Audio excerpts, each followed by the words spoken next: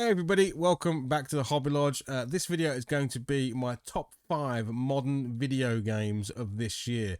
I'm doing 2 other videos as well, so I don't know which order you'll see them in, but certainly this one's going to be on modern video gaming, and then there's going to be 2 more on retro video gaming and board gaming, as that's a lot of what goes on in the lodge.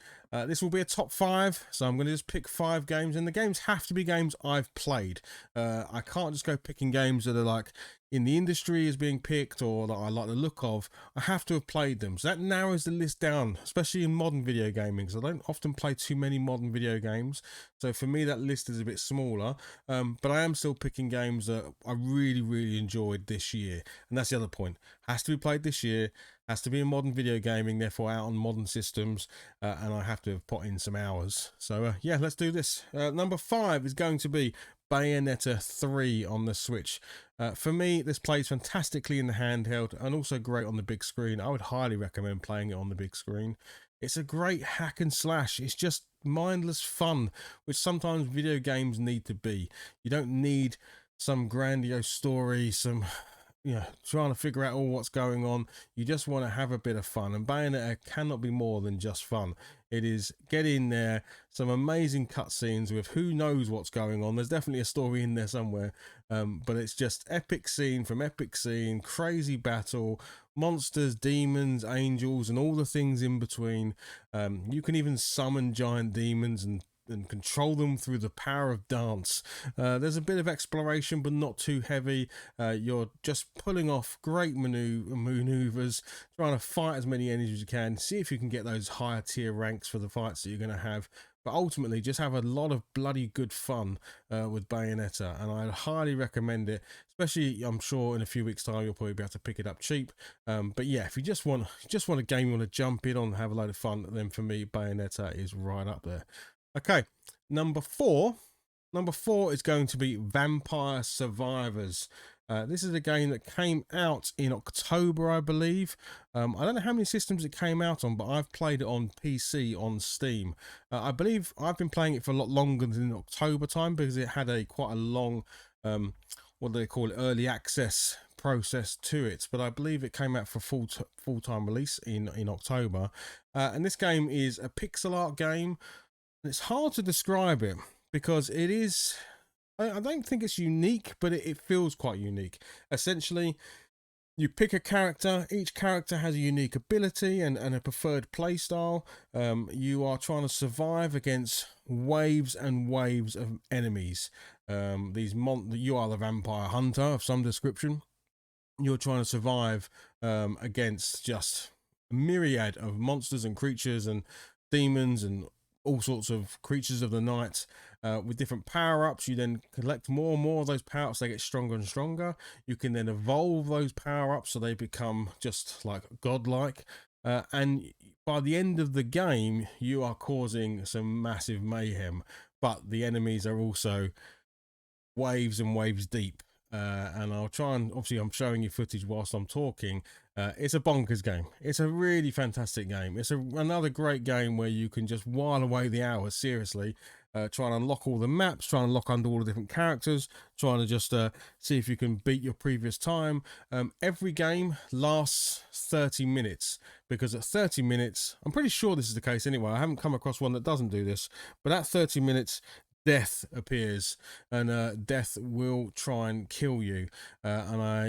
There are some builds out there that you can maybe kill a death, but ultimately death will always get you at some point. So yeah, I highly recommend you check it out. I think it's a fantastic game on Steam. It's not very much money. I don't know if it's coming out on other systems. I could imagine seeing it on something like the Switch, but yeah, definitely check it out on Steam. It's a really good lot of fun. Okay, my third game. So number 3 is World of Warcraft Dragonflight. Now, I've been playing World of Warcraft for more years than I've cared to count. Certainly since it released back in the early 2000s, right? 2004, 2005, I believe, the beta, and then the full release of the game. So I've been playing it ever since then. And every few years they bring out an expansion. And I must admit, the last couple of expansions for the game have been on the weaker side of things, and I've drifted away from the game. I still have a subscription to it. I still play it regularly, but nowhere near as hardcore as I ever did. But Dragonflight has certainly brought me back. Not hardcore, but certainly brought me back to playing more hours in World of Warcraft. I have a character at max level for every class, but this new expansion called Dragonflight has added 10 more levels to your characters. So you've got that sort of adventure to go on, get those 10 levels. It's brought in dragon flying, it's brought in a new crafting system, it's brought in all sorts of stuff to sort of help you play the game more and be more involved. So I will certainly be checking out more and more Dragonflight. I'm enjoying it so far. I'm enjoying the dragon flying. It's different to how they used to do flying in the game. I'm enjoying a whole new area to explore and new quests and new adventures to go on, new dungeons, new raids and all of that. So yeah, for me, that's a game that I have already spent God knows how many hours. In fact, we've stopped counting. If you can, there is a command in the game called /played. But I'm sure if you speak to anyone who plays World of Warcraft, we never run it because we don't want to know. It would give you a scary number in not hours but days, and for some people maybe even in years that they've spent playing in that game. So yeah, it's a big commitment when you start playing World of Warcraft, but I know it's a lot of fun and people have made a lot of friends in playing it. So yeah, really liking Dragonflight so far, and it's my number 3 for pick of the year this year. Number four is a big family sort of favorite, and it's going to be Fortnite. Now I know the moment I said that, some people probably clicked off the video or looked at me and went, why, Martin, why? Remember, this is modern games. I'm not talking about all the retro stuff and all the other things. We'll get into that. But for me personally, one of the biggest highlights I've had this year is me and my sons. So I've got 4 children, 3 boys. My 3 boys have been playing Fortnite with me, and we've been playing squads. And it means you can have 4 people in a squad. So obviously we've managed to do that. And it's fantastic fun. It's cross-platform, which makes the game really ideal for families, because not everyone's got a gaming PC, but you might have a PlayStation, a Switch, a PC in the house, or a laptop or whatever, and you can run it on all of these things and group up. So we do this probably every Friday now. We get together. In fact, as of recording this video, it's a Sunday evening, and we've just been playing it before this. So we get together, we all sit around the table here, we jump into Fortnite, and we group up and we play. And we've even done some streams of it. We've done an event that was really cool, and it's just something that it doesn't matter how old you are. You know, my youngest being 7, then it's like up through to 15, and then of course an old man. You can all jump in together and all play, and everyone can do their bit and everyone can help out, and it's a really nice thing to do. It's kind of like local couch co-op, because we all sit in this room, we're talking to each other, we're communicating, we're telling each other where the bad guys are, and we try and win, and we do. We didn't do too bad last season. I think we had like 60 crowns, so that's 60 wins. That's pretty good, I think, for a couple of noobs, or 4 of us. But anyway, yeah, Fortnite gets my number 2 slot.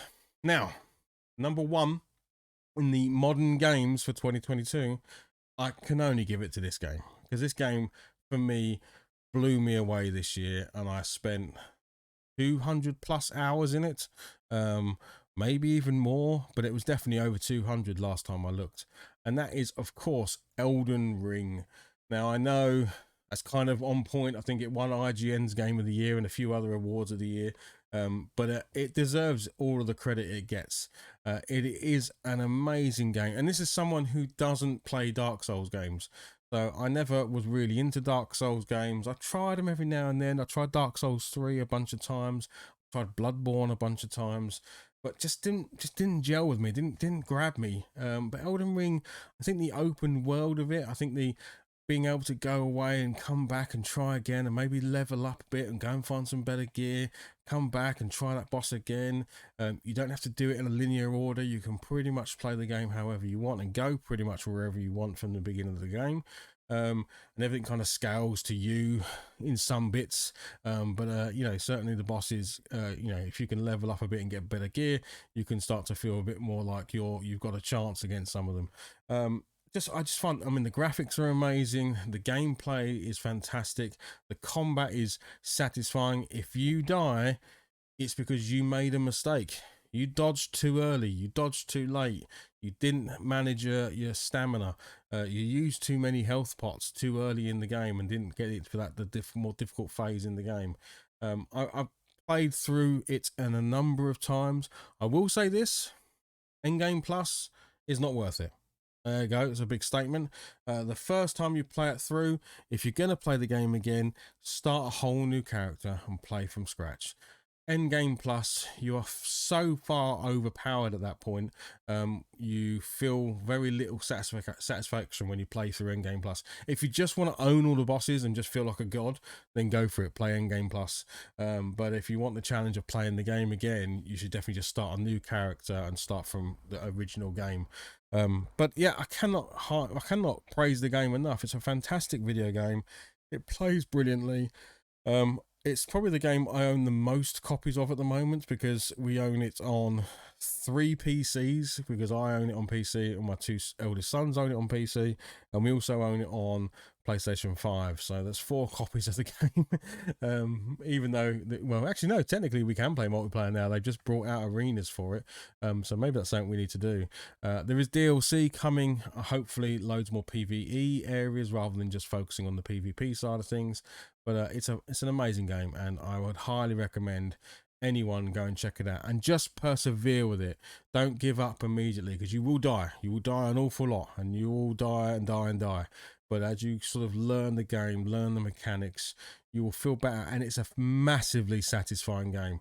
I remember when I killed the Elden Beast at the end, I literally woohooed into, you know, to the screen, which doesn't often happen when you're playing a game, that you get that into it, that when you kill that boss, you literally shout out that you've done it, right? And I may have even put an expletive in there, I can't remember.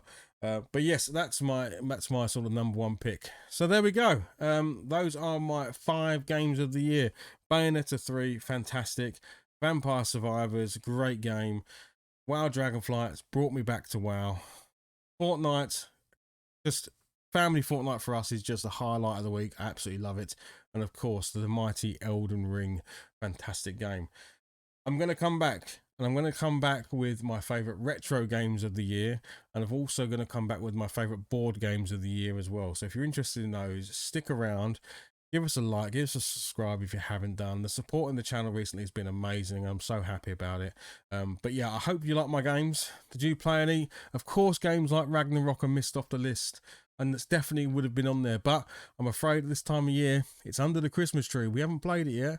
And there'll be other games as well, because we haven't got around to playing them. So I had to pick the games that we've played and I've played and that we've massively enjoyed and I've massively enjoyed. So anyway, I shall see you on the next video, all right? Bye-bye.